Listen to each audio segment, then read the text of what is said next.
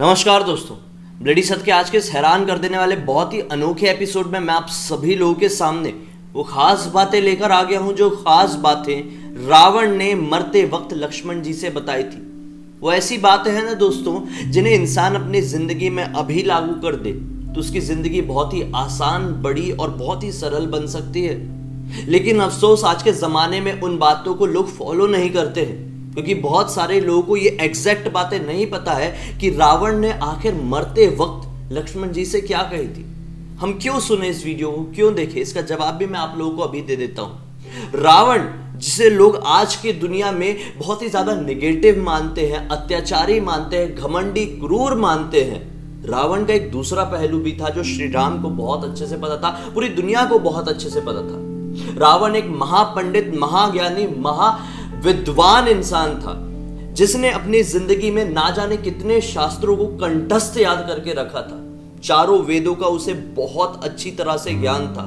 रावण जैसा शक्तिशाली, रावण जैसा विद्वान, रावण जैसा इंटेलिजेंट इंसान इस दुनिया में ना ही पहले कभी पैदा हुआ था और ना ही आने वाले समय में कभी हो सकता है। लेकिन रावण को ले डूबा उसका घमंड, और खासकर वो तीन बातें जो रावण को बहुत अच्छे से पता थी। अगर वो तीन बातें अपनी जिंदगी में लागू कर दिया होता तो रावण की ये दशा नहीं हुई होती।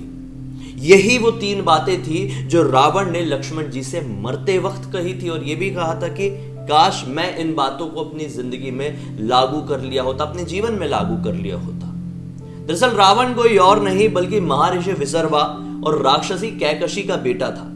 इस वजह से अपने पिताजी का जो विद्वान वाला, पंडित वाला स्वभाव था वो उसके अंदर आ गया था। लेकिन वो एक राक्षसी का भी पुत्र था, कैकशी का। ये राक्षस कुल की पुत्री थी, इस वजह से उसके अंदर राक्षसों वाले स्वभाव भी आ गए थे, मिलते जुलते स्वभाव उसके थे।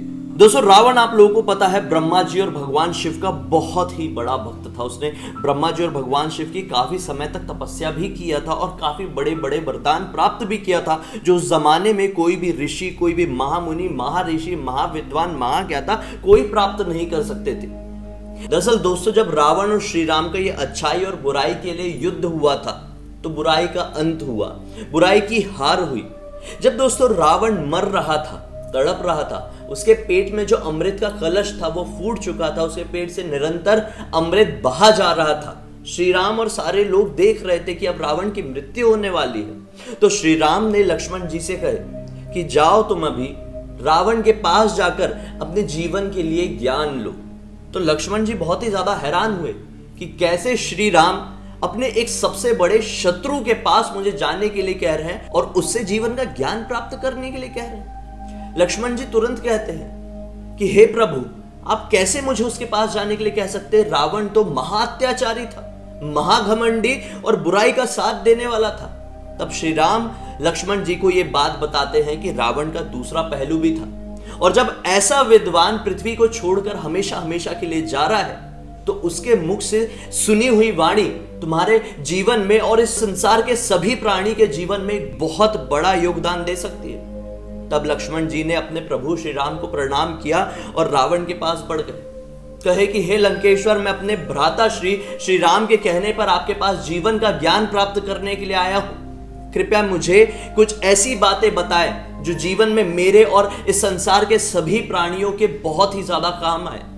रावण ने कुछ भी नहीं कहा, एक शब्द भी नहीं कहा, क्योंकि ये सारी बातें लक्ष्मण जी रावण के मुख के पास खड़े होकर कह रहे थे। रावण जमीन में पड़ा हुआ था और लक्ष्मण जी उसके सर के पास खड़े थे। काफी समय तक कुछ भी नहीं कहा रावण ने। तब श्री राम ने लक्ष्मण जी से कहे कि तुम जब किसी से भी ज्ञान प्राप्त करने जाओ तो उसके मुख के पास कभी खड़े नहीं हो सकते, उसके शीश के पास कभी खड़े नहीं हो सकते। अगर तुम्हें किसी का भी ज्ञान प्राप्त करना है तो उसके चरणों के पास जाकर खड़ा होना पड़ेगा। शीघ्र करो लक्ष्मण, इससे पहले कि रावण के जो नाभि से निरंतर अमृत बहा जा रहा है वो पूरी तरह से समाप्त हो जाए और रावण इस पृथ्वी को अलविदा कह दे। लक्ष्मण जी शीघ्र ही रावण के चरणों के पास आते हैं, फिर प्रणाम करते हैं और फिर से कहते हैं कि हे लंकेश्वर, मैं अपने भ्राता श्री राम के कहने पर आपके पास जीवन का ज्ञान लेने के लिए आया हूं।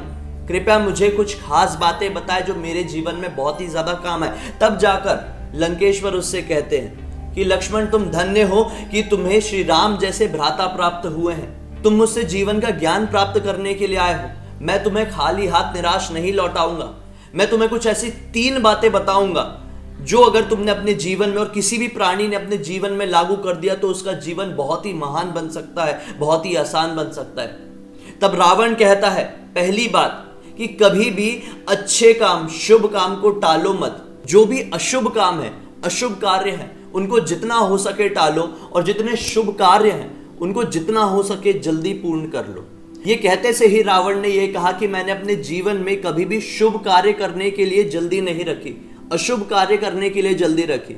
जब शूर्पणखा मेरी बहन मेरे पास आई और उसने श्री राम के बारे में मुझे बताया तो मैं तभी चाहता था कि मैं श्री राम के चरणों पर जाऊं और अपने आप को समर्पित कर दूं। मुझे पता था कि मुक्ति देने वाले महापुरुष इस दुनिया में मेरे सामने आ चुके हैं।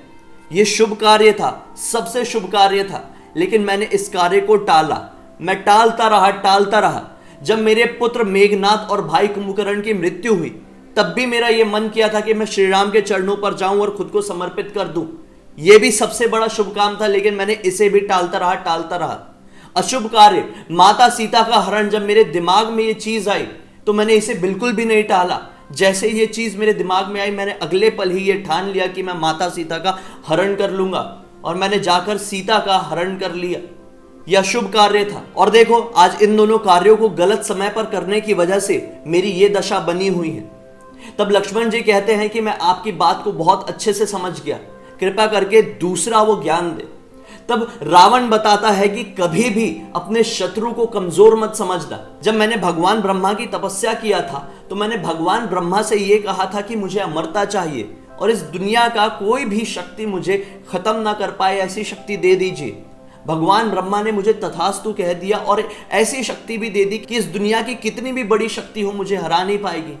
मैंने हर एक जीव, हर एक शक्ति का नाम लिया था भगवान ब्रह्मा के सामने, लेकिन वानरों और मनुष्यों का नाम नहीं लिया था। मैं ये सोच भी नहीं सकता था कि कैसे ये कमजोर वानर और मनुष्य मुझे मार पाएंगे। और देखो आज मेरी इस दशा का कारण यही वानरों की सेना और यही 2 मनुष्य बने हुए हैं जो वन में काफी समय से भटक रहे थे। मैंने कभी नहीं सोचा था कि ऐसे मेरे दुश्मन बनेंगे और इन दुश्मनों के कारण मेरी ये दशा होगी। मुझे अपनी शक्ति पर घमंड था और मैंने अपने शत्रु को कमजोर समझा था, इसलिए आज मैं इस जगह पर हूं। इसलिए कभी भी किसी भी मनुष्य को अपने शत्रुओं को कमजोर नहीं समझना चाहिए, चाहे सामने जो भी खड़ा हो, जिन हालातों में भी खड़ा हो। तीसरा ज्ञान देते हुए रावण ने यह कहा कि कभी भी कि अपना व्यक्तिगत रहस्य और दुर्बलता इंसान को किसी के भी साथ शेयर नहीं करनी चाहिए, चाहे सामने वाला जो कोई भी हो। अपना रहस्य और अपनी दुर्बलता कभी भी किसी को नहीं बतानी चाहिए। भगवान ब्रह्मा के वरदान की वजह से यमराज ने एक अमृत का कलश मेरी नाभि में स्थापित कर दिया था। मैंने ये रहस्य कभी किसी को नहीं बताया था, लेकिन एक समय ऐसा आया मैंने अपने प्रिय भ्राता विभीषण से यह रहस्य बता दिया और उसी वजह से आज देखो मेरे साथ क्या हुआ। अगर इन तीनों बातों को मैं अपनी जिंदगी में लागू कर दिया होता तो निश्चय ही यह युद्ध मैं कभी नहीं हार सकता था, कभी भी नहीं। मैं पहले ही भगवान श्री राम के आगे अपने आप को समर्पित कर दिया होता, यह युद्ध आने की नौबत ही नहीं आई होती। लेकिन देखो मैंने इन तीनों बातों को अपनी जिंदगी में लागू होने ही नहीं दिया। तुम हमेशा याद रखना, ये बातें जो भी मनुष्य अपने जीवन में लागू करेगा हमेशा बड़ी से बड़ी तरक्की पाएगा। दोस्तों मुझे उम्मीद है आज के इस वीडियो में दी हुई जानकारी आप सभी लोगों को बहुत ही ज्यादा फायदेमंद और अच्छी लगी होगी।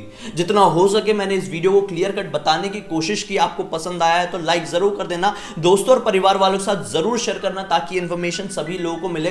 कमेंट सेक्शन करके जो मेरा कॉन्फिडेंस है वो भी बढ़ाइए ताकि मैं इसी तरह के रेगुलर वीडियो आप लोग के सामने लेके आता रहूं। इंस्टा का लिंक इस वीडियो के डिस्क्रिप्शन बॉक्स में क्लिक करके डायरेक्टली वहां पर पहुंच जाना। हम जुड़े रह सकते, रेगुलरली बात कर सकते, आप मुझे तरह तरह के सुझाव भी दे सकते। मुझे पहली बार देख रहे हैं तो चैनल को सब्सक्राइब करके बेल आइकन को दबा के ऑल के ऑप्शन में क्लिक करना है, क्योंकि इसी तरह के हैरान कर देने वाले अनोखे वीडियो डेली आप लोगों के सामने लेके आते रहता हूं। चलिए दोस्तों कल फिर से मिलता हूं, तब तक के लिए बहुत बहुत धन्यवाद। आप लोगों का दिन शुभ हो। जय श्री राम।